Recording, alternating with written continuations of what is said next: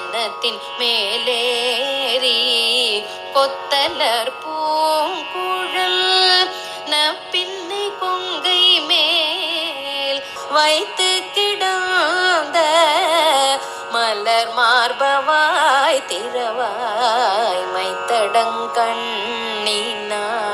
நீ உன் மணாளனை எத்தனை போதும் துயிலழ ஒட்டாய் காண்ம எத்தனை ஏலும் பிரிவாற்ற இல்லையால் தத்துவம் அன்று தகவேலொரெம்பாவாய்.